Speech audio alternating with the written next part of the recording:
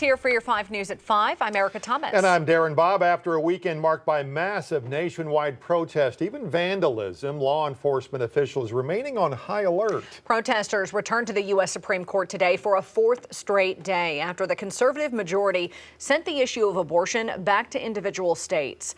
More than a dozen have so-called trigger laws in place to restrict or ban abortions since Roe v. Wade was overturned, including here in Arkansas. More expected to follow in the coming weeks. Now, Mississippi, the state at the heart of the case that led to the Supreme Court's ruling that struck down Roe, certified its trigger law today, banning nearly all abortions in 10 days.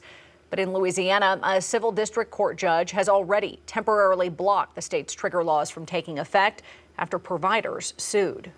We recognize this is just the beginning. I think this is likely to all be litigated out, dealt with in the various states around the country through the democratic process. Meanwhile, leaders in blue states like New York are preparing for a possible influx of women from states with restrictions. 16 Democratic states and Washington, D.C. have laws that protect abortion rights. 5 nights of peaceful protests for reproductive rights are set to start tonight in the Bentonville Square. Those protests are set to start at 6:30 each night by the fountain there. They're scheduled to continue through Friday night.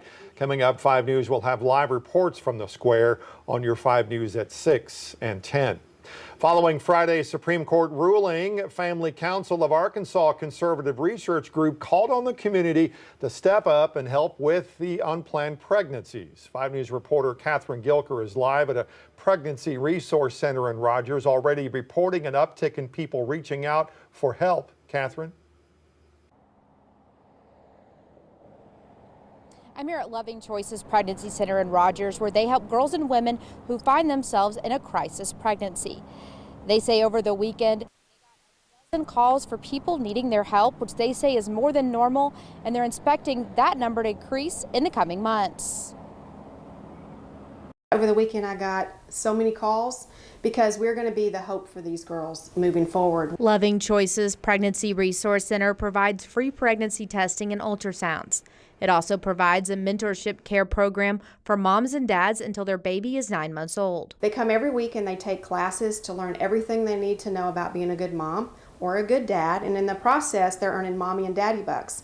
With that, they're buying diapers and wipes, maternity clothes, baby clothes, whatever they need to be successful. Executive Director Dana Schwedal says they help with finding the parents jobs, places to live, and will bring in adoption agencies if the parents choose. They help more than 1,000 women a year with their mobile clinic and clinics in Fayetteville and Rogers. We're actually opening up a 3rd center, and we are hiring more help to have here. I've got some nurses training this weekend.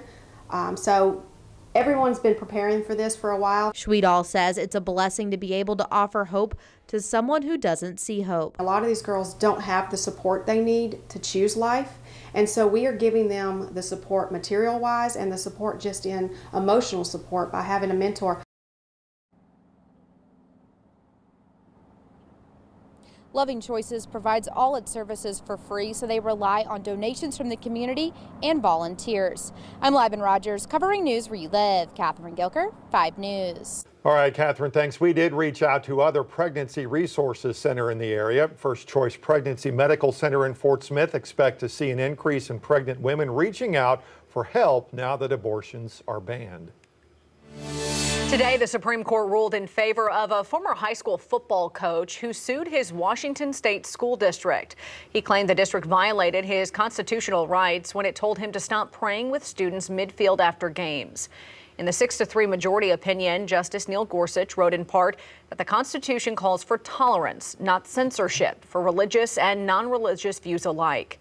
Justice Sonia Sotomayor raised concerns about the separation of church and state in her dissent, writing the decision, quote, sets us further down a perilous path in forcing states to entangle themselves with religion, with all of our rights hanging in the balance. The Bremerton School District said it was following the law and would work with its attorneys to remain a welcoming, inclusive environment for all.